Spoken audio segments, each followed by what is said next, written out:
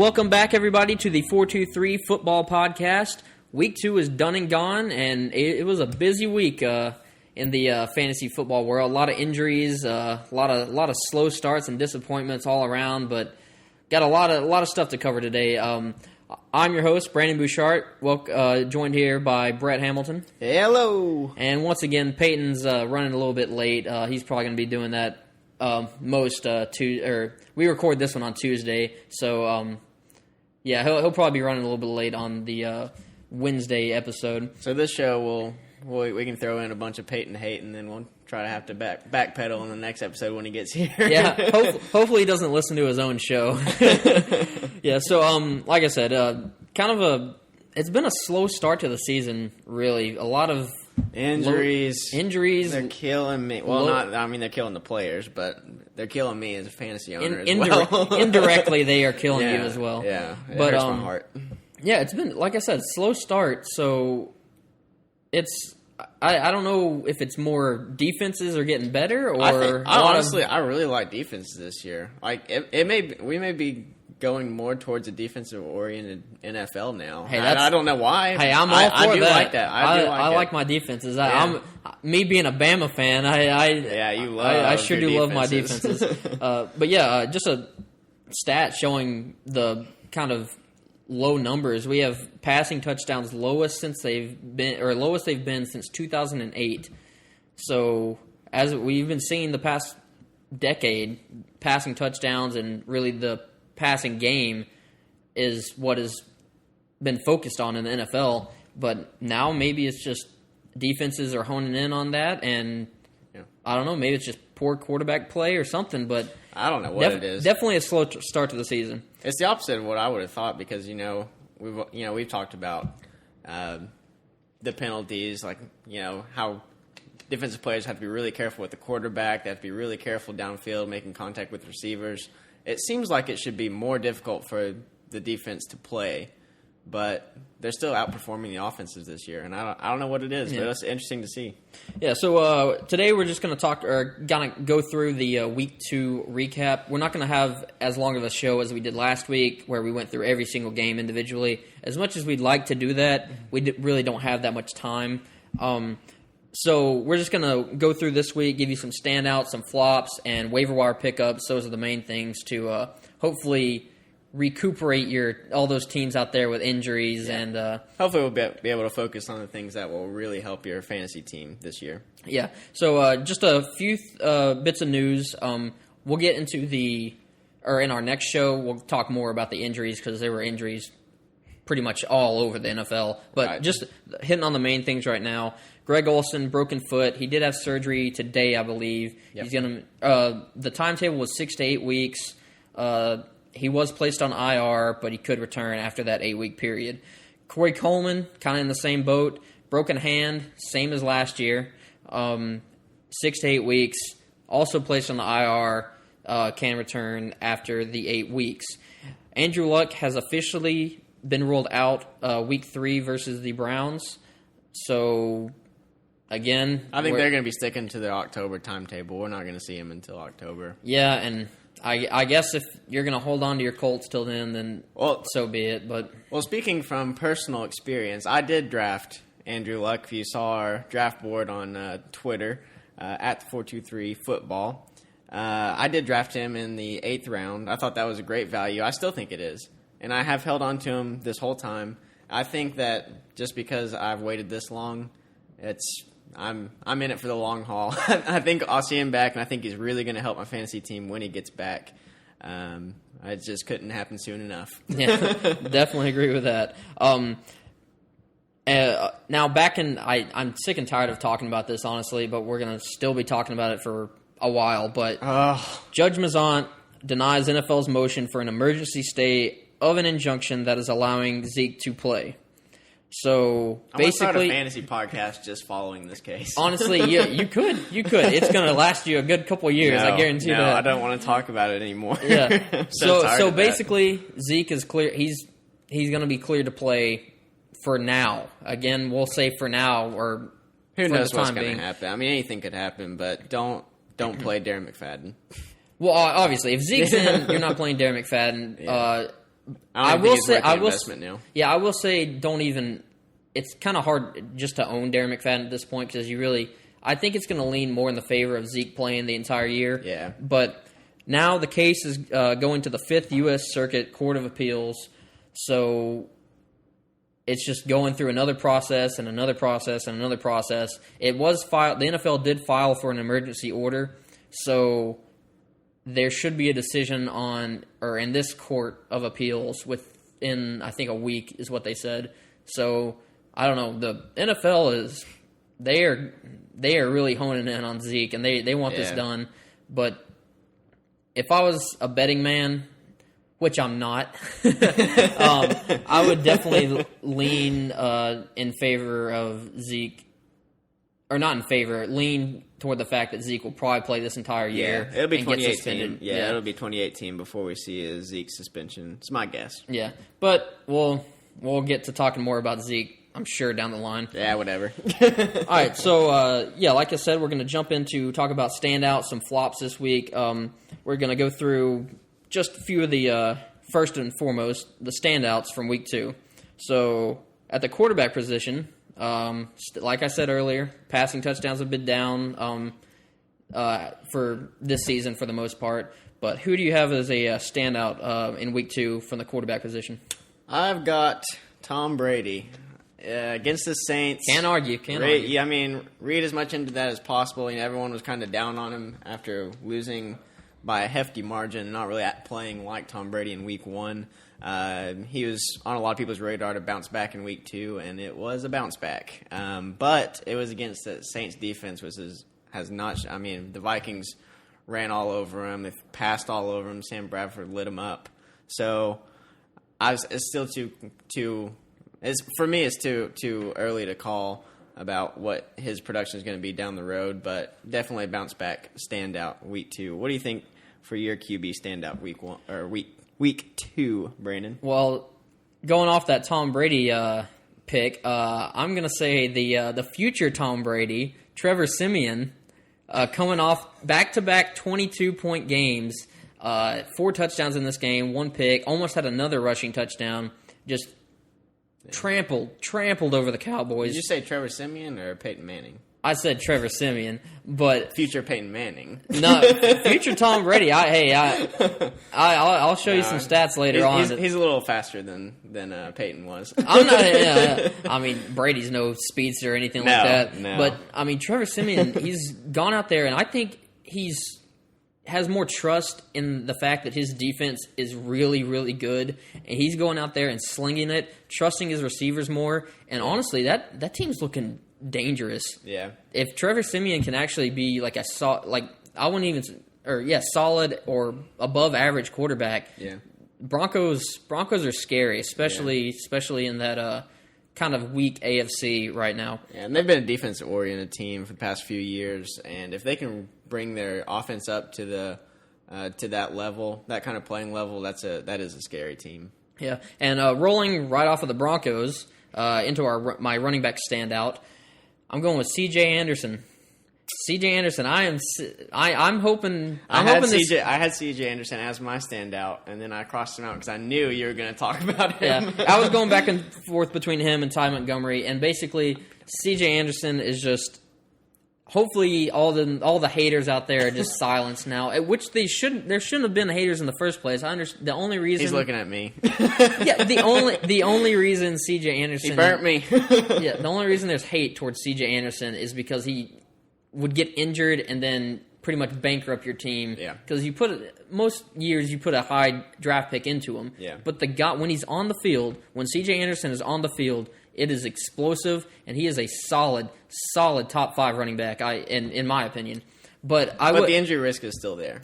Oh well, yeah, especially with the amount of work that he's getting. I will say the injury risk is there, but that's any running back has that. Which apart from that, Jamal Charles, if you're a C.J. Anderson owner, very nice running back to have because there's a nice 1-2. First of all, there's a nice 1-2 punch going on with those running backs. In Denver, but if C.J. Anderson was to go down, Jamal Charles, yeah, wow, Yeah, that would be an I incredible know. Yeah, I had been hating on him for a while. I didn't think he could recover from the knee injuries, but I'm starting to like Jamal. He's still quick, but yeah, it's C.J. Anderson's spot. I mean, there's no question that he's going to be the premier running back. For my running back standout week 2, I do have Ty Montgomery. I'm glad Brandon didn't go into that because I was afraid he would, but I knew he was going to lean towards C.J. Anderson this week. Ty Montgomery just looks good. I mean, it was a great fantasy week. He just kept putting up points on the ground, through the air, 2 touchdowns. It's just he's looking like a running back, and that's not something that I expected going into the year. I didn't know how that was going to work, but they're committed to him. He's going to get the touches. The commitment's a big thing. Even though they didn't pull out the win, it's still going to be a high-powered offense throughout the season. I really like Ty Montgomery. Yeah, and like I said, the commitment and the fact that he's going to be on the field for pretty much every snap. I know Jamal Williams had a couple of snaps here and there, but it's Ty Montgomery's job, and no one's even coming close to it right now. It's been a while since the Packers had a running back they could really lean on like that. Yeah, I mean they had Eddie for a while, but he was injured all the time, so it didn't really matter. Jumping on into our wide receiver standouts, I'm going with. I went back and forth. There were a lot of good wide receivers this week that kind of surprised me. I guess I'm going to go with J.J. Nelson. I like that. Yeah, 120 yards and a touchdown. Definitely, I think he was the number 2 wide receiver in fantasy behind Crabtree. Obviously, Crabtree had the 3 touchdowns this week. Right. But J.J. Nelson, John Brown didn't play in this game. Larry Fitzgerald looked old in this game. Carson Palmer still we have a lot of hate on Carson Palmer right now, but J.J. Nelson is so fast. Yeah. He is just a supreme athlete when it comes to just being able to blow by people, get down the field, and his touchdown catch was spectacular. That was impressive. Yeah, with like two defenders draped over him, and he's not a big guy. No, he just knows how to find the ball and secure the catch. Yeah, much like Duke Johnson. But no, that was not my week 2 standout. But obviously we can't go without mentioning Michael Crabtree. 3 TDs, leading wide receivers in fantasy points. He had an incredible game. But I'm going to go Jarvis Landry. I'm so glad you said that.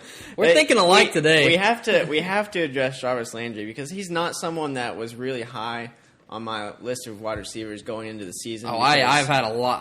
I've been hating on Landry since probably since after his first year. I know Brandon doesn't like Jarvis, but I was worried about him coming into a situation with Jay Cutler signing that 1-year deal. Didn't know how that was going to work. He missed preseason. He's been hurt. I don't know. I didn't think he was going to have very much chemistry at all, but 15 targets, 78 yards, not that stellar for 15 targets, but he didn't have a touchdown.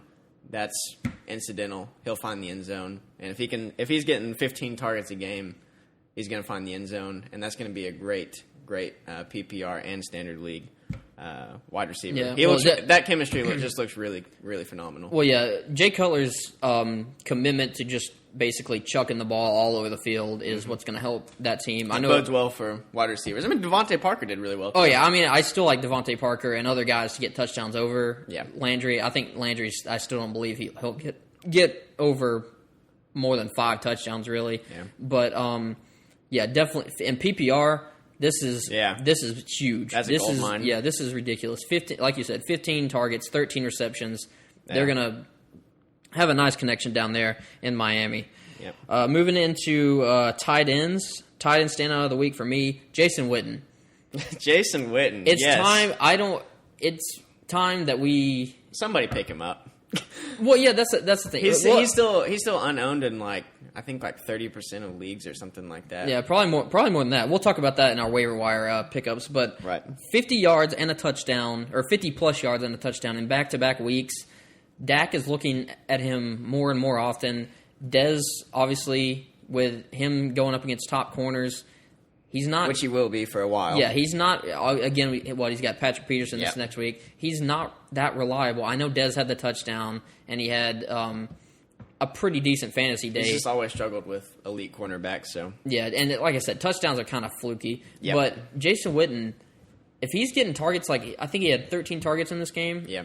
if he's starting to get that, and Dak Prescott starts to trust him more and more, and we know how sure-handed Jason Witten is, and he stays healthy, and with tight ends going down left and right, Greg Olsen, Jordan Reed, Tyler Eifert, all these guys are kind of Jimmy Graham, even Gronk. Yeah. Tight ends are dropping like crazy. We don't know what their status is going to be for upcoming weeks. All the Houston tight ends. Yeah, all the Houston tight ends. But Jason Witten, I think, is a great, solid tight end to have in the future. Right. My tight end standout of the week. You have to mention Gronk. He had a great game. Got to watch his injury, though, going into week 2. Antonio Gates, I have to mention him just to give him props for setting the touchdown record. Going forward, he's not the tight end on that team that I want on my team, but he did set the TD record, so that was pretty awesome. But Travis Kelce, one good game. Yeah, God, he had some good catches. He looked athletic. That touchdown was ridiculous. That touchdown was insane. He jumped over 3 people and then got tackled into the end zone. I don't even know. He just said, "I will not be denied," and he got in the end zone, and it was awesome. But he had 103 yards, 1 touchdown. He did awesome. That's Zeus. We're gonna have to dub him Air Zeus now. He's no longer just Zeus. He's Air Zeus. That's awesome. Yeah. Just some more standouts that we didn't mention that you might just obviously that had good games you want to keep an eye on. Todd Gurley, 23 fantasy points. Kareem Hunt, he's here to stay. Emmanuel Sanders, 2 touchdowns from Simeon. Evan Ingram, if you're looking at again tight ends, if you're dealing with injuries at the tight end position. Yep. Just a quick stat here. We were talking we mentioned Emmanuel Sanders and Dez,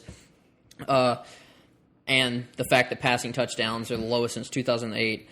So far this year, Emmanuel Sanders and Ted Ginn are tied for second with 3 end zone targets on the year. Three is the second most, and Ted Ginn and Emmanuel Sanders are tied for second. Wow. Dez Bryant has 7. Wow. 7 alone, which, again, we've been hating on Dez Bryant, but if there is... That's a lot. If you're getting 7 end zone targets, you're going to get games. You are going to get touchdowns. So definitely a good sign for Dez Bryant if there was any doubt in the air. Yeah. Let's jump on into the week 2 flops. Starting off with the QB. My QB flop of the week is, and don't read too much into this, but Deshaun Kaiser. Oh, my goodness. That was bad. Boy got benched. That was a bad performance. He said he got benched for a migraine. Yeah, well, and for playing like crap. He got a migraine because he was playing so bad. His passer rating was like 27. 3 interceptions, 48% completion percentage. Well, I mean, we were awful. You and I were sitting there watching the game at Buffalo Wild Wings, and it was. I said every single throw Kaiser was making, there was no check down. He didn't even look for a check down. It was just he was throwing not Hail Marys, but he was just looking for fly routes every single time, no matter what the coverage was. That's if he wants to be a starting quarterback in this league, he has definitely got to fix that. Yeah. I just no. And he went out and then came back in. I'd say just leave Hogan in. I don't know. I mean, Kaiser's still their guy. He's just got a lot to learn. He's a young guy, but I'm going with Tyrod Taylor. I went back and forth between him and Cam, but the fact that we said Tyrod Taylor we favored him much more than Cam last week. So Tyrod Taylor, only 10 points in that game. That Bills offense just struggles. I don't know what's going on there. Bills, even shady. Yeah, Bills look bad. Granted, it looked a lot better if Zay Jones would have hauled in that touchdown catch at the very last. That hurt me. Last bit. It was so painful. Zay, that was your chance. Yeah. You couldn't ask for a better opportunity, but no, he wasted it. Yeah, sticking with the Bills though, I'm going running back flop of the week, LaShawn McCoy. Yeah. 4 fantasy points. Only 4 fantasy points. He did get hurt though. Kinda. It was towards the end, and it was. He wasn't getting that many carries, really, and in a low-scoring game, why not give your best player on the team carries? It was just a very odd way that game played out. Obviously, I think it ended 9-3. Yeah, but do you believe in the Panthers' defense? Do you think they're the real deal this year? I don't know. Yeah. It's hard to say because like they 49ers and then the Bills. Then that's what I was trying to struggle with is they look so good. But their matchups have been so favorable that I just don't know. But they did stop Shady. I mean, yeah, he was a non-factor. True that. Who do you guys your running back flop of the week? My running back flop of the week was DeMarco Murray. He did not do well. It's just, and we'll talk about Derrick Henry a little bit later, or at least I will. Yeah. Had 9 rushes for 25 yards. Granted, he was dealing with a hamstring injury, so yeah. But that came out later. I don't know how much. I don't know. But I mean, hamstring injuries do tend to linger. Those are some of the worst. Yeah. Yeah, and especially for running backs. And DeMarco has dealt with similar injuries in the past that have sidelined him for a while. So definitely, if I keep an eye on that whole situation. Yeah, I think honestly, we might look at this week, and if Derrick Henry's out there in your league, go and grab him because this might be the beginning of the end or the beginning of the transition over to Derrick Henry being the starter in that offense. Right. Before we move to wide receiver flops, we have to mention Zeke. Yeah, that's right. That's where I was about to go. Yeah. Again, as much as I'm sick and tired of talking about the guy. 9 carries, 8 yards. Again, that was just a bad showing for the Cowboys. Yeah. And there was a lot of tension going around in the locker room saying that Zeke wasn't giving any effort or anything like that. And going back and looking at the game film, I mean, I have nothing to. I'll go on a little rant here. I have nothing against Zeke the player, or I haven't had anything against Zeke the player. I'd never really liked the guy as just a person because he's been dealing with, or he's done all these immature things and been just whiny and kind of basically a bit like a baby. He did it. You saw it in Ohio State too. Like he was like, anytime I wasn't getting the ball or anything like that, he's like, I start whining. Yeah. And they weren't giving him the ball in this game, so he's like, okay, I guess I just won't even try. Yeah. I kind of got a little whiff of that too. Yeah, and when that crap starts getting on the field and he starts putting in zero effort on the field, that's when I start hating Zeke the player. Yeah. And if it starts leaning towards that, then I don't know what it is. Zeke is making it really hard for people to like him right now. Yeah, I think all that off the field stuff is really weighing on that whole team. I think that's something that they're just tired of dealing with, and I think it's going to be a locker room issue. But another player I wanted to mention is Jordan Howard. The Buccaneers defense broke Jordan Howard. He was a non-fact. Well, he went out because the shoulder. He went out because of his shoulder. I mean, he had 9 rushes for 7 yards. And he left with an arm in the sling. Yeah. I mean, granted, the Bucs they shut down that entire team. Yeah, that's true. But definitely a situation to keep an eye on. Yeah, especially with Tariq Cohen doing what he does. He was still a big part of the offense. But moving on to our wide receiver flops, I almost put Odell Beckham just because people left him. Because people left him. I know people left him in as soon as they heard the news that he was. I mean, you have to. He was playing on Monday night, and I understand that. But he only played half the snaps, got 36 yards. It's just whatever. It's just OBJ. But my flop of the week was Amari Cooper. 5 targets, 4 receptions for 33 yards. Just continues to let us down. I mean, that game basically just shows why. Or game 1, when they force-fed Amari the red zone targets and obviously dropped 3 in a row. Mm-hmm. And then this game, Michael Crabtree scoring 3 touchdowns. Yeah. It really shows who Derek Carr trusts in the end zone. I'm just getting more and more worried about Amari's value on that team. I'm going to go my flop at wide receiver, Brandon Cooks. Only 4 points in his revenge game, as they were calling it. Again, I warned about this at the beginning of the year. He was my pick for bust of the year. Granted, I think he's going to have quite a few really good games. Yeah. But he is not consistent, and he really is not that good of a receiver. People don't realize that. Just look at his routes and what he's running. He's running fly routes like Martavis Bryant. I started to sound really country there. Martavis Bryant. Started to sound real country. Sound like we're from East Tennessee. But yeah, Martavis Bryant, he's got a good foot of height on the guy. Martavis actually has and the same amount of speed that Brandon Cooks has, but really, I really don't think Brandon Cooks is that good of a receiver. No, and I wasn't really buying into the whole revenge game narrative. I don't feel like that's a Belichick thing to do. But I don't know. I didn't like what I saw from Brandon Cooks either. So we're just going to jump right into the stock ups and stock downs.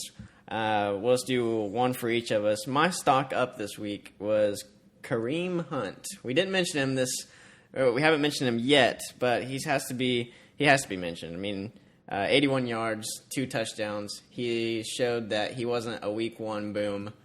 He has staying power in that offense. I really like Kareem Hunt going into week 3. Yeah, and the big play ability is huge, especially at the running back position.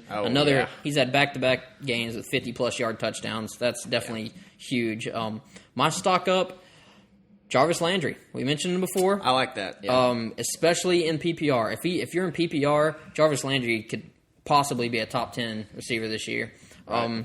13 receptions, like I said. I'm really buying into Jarvis Landry right now.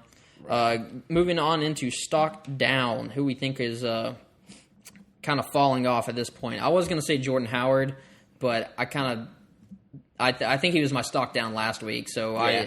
I'm not going to repeat myself. But I'm going to go with Christian McCaffrey. I like it. It's kind of like the Brandon Cooks thing. We told you at the beginning of the year, we just didn't. I don't like the situation. It's not really not the situation. Never mind. That's a bad example. Brandon Cooks is a bad example. Christian McCaffrey, the situation is not. It's not good for him. No. Jonathan Stewart is there. We said that at the beginning of the year. Cam Newton can't throw the ball at all. And he's been almost hurt in both games. Yeah, but it just goes back to Cam is not running the football anymore. The only reason that team or that offense was clicking a few years back when they went to the Super Bowl was because Cam was able to run, and people had to put an extra 1 or 2 guys in the box to just hone in on Cam's running ability. Yeah. But now they don't have to do that with him not running, and they can just sit guys back in coverage and pick apart whatever he's doing. Granted, we have seen them come off they're 2-0 right now, beating the 49ers and the Bills. Very two favorable matchups. So don't read into that much. But back to Christian McCaffrey, I just don't think the Cam's ability to throw the ball and check down is not there, and Jonathan Stewart still being there is not going to help anything. So I am pretty much all but done with Christian McCaffrey at this point. I like that pick. My stock down for the week was, again, going back to Amari Cooper. My biggest thing with him is week 1, he had 4 red zone targets. We had that one drive where they targeted him on all 3 downs, and they ended up kicking a field goal because he couldn't get it in, or he couldn't catch the ball. So he went from 4 red zone targets to 0 in this game, and that's what scares me the most is Michael Crabtree is going to be the red zone target, and he should be. He's reliable. He's going to catch the ball. He's big. That's who they're going with. Crabtree! I just don't think Cooper's going to be able to find the end zone. Yeah, I agree. And before we move on into our waiver wire ads, I got to mention LeGarrette Blount in stock down. If you have LeGarrette Blount, I think now is honestly the time to drop him. 1 touch in this game, 1 catch, not a run, 1 catch for 0 yards. For 0 yards. He got that PPR point. Cool. I'm sure a lot of people are starting LeGarrette Blount in PPR, but it's. Yeah, no, again, he's done. He's just done. He is a bad football player. Just end with that. Yeah. Let's go on to our waiver wire ads, and then we'll close out the show.